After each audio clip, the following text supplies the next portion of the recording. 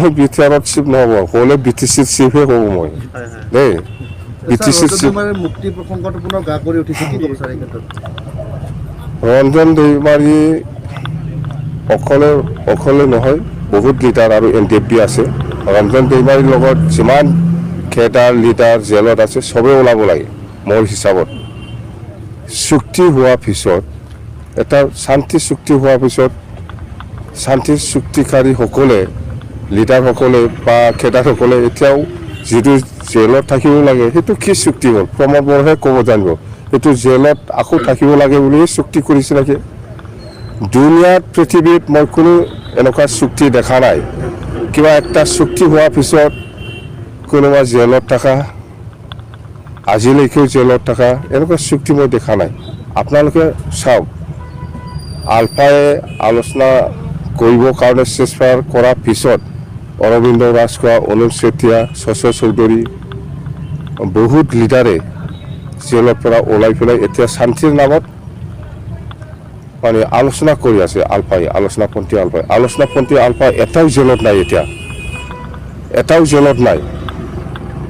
আলোচনা কৰিব আহিছে যিহেতু কিয় জেলত থাকিব লাগে? কেছটো চলি থাকিব, হয় কেছটো চলি আছে, হয় অনুপ চেতিয়াৰ ডাঙৰীয়াৰো চলি আছে, অৰবিন্দ ৰাজখোৱাৰো কেছ চলি আছে, বা যিমান আলফা লিডাৰ কেডাৰ আলোচনাপন্থীৰ চবৰে কেছ চলি আছে। কিন্তু মানুহবিলাক জেলৰ পৰা ওলাইছে। NDFBৰো এনেকুৱা হ'ব লাগিছে। NDFBৰোতো কেছটো চলি থাকক, 5 বছৰ লাগে না 20 বছৰ লাগে, সেইটো কেছটো চলি থাকক, কিন্তু মানুহে জেলৰ পৰা ফ্ৰী হ'ব লাগে। এনেকুৱাই হ'ব লাগিছিল। প্ৰমোদ বড়োহে জানে, গোবিন্দ বসুমতাৰীহে জানে এতিয়া ইহঁতে বা কি কৰিছে। কথা সেইটোৱে, কেছ চলি থাকক কিন্তু মানুহ ফ্ৰী হ'ব লাগিছিল। এনেকুৱা কোনো পৃথিৱীত মই দেখাই নাই শান্তি চুক্তি কৰাৰ পিছত এনেকুৱা লিডাৰ কেডাৰে জেলত থকাটো। নতুন জিলা হোৱাক লৈ আপুনি কৈছেনে? নতুন জিলা হোৱাটো ভাল।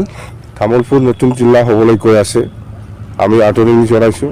CM ছাৰক মই ধন্যবাদ যাচিছোঁ। সোনকালে কৰক, বেয়া নহয়। আৰু গোসাইগাঁও জিলা হ'ব লাগে, ভেৰগাঁও জিলা হ'ব লাগে।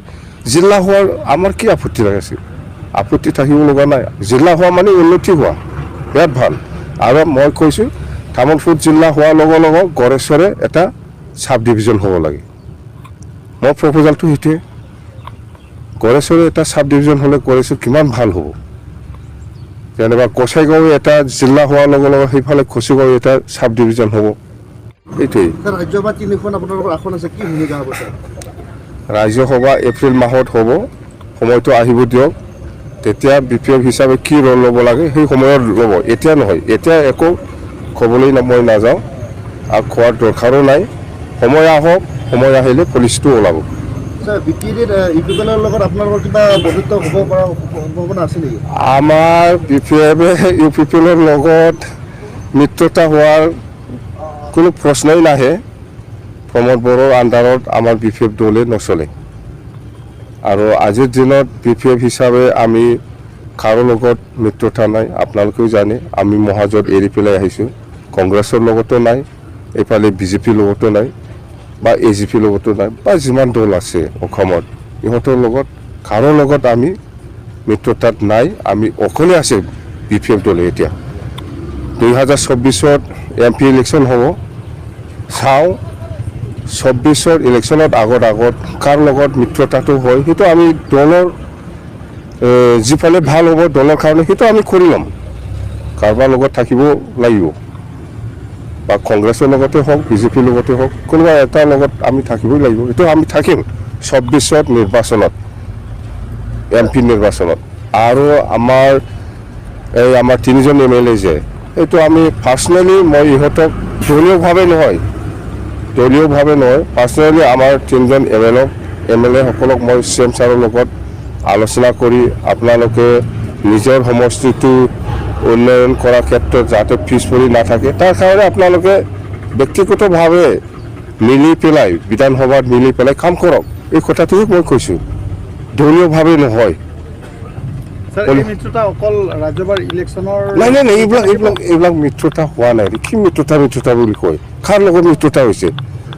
কাৰো লগত মিত্ৰতা হোৱা নাই, না BJPৰ লগত না কংগ্ৰেছ লগত, কাৰো লগত মিত্ৰতা হোৱা নাই। মই কৈছোঁ যে আপোনালোকে যে আমাৰ BPFৰ MLA যিহেতু এতিয়া 3জনহে আছে, অপজিশ্যনত থাকি অপজিশ্যন ৰোল ল'ব নালাগে।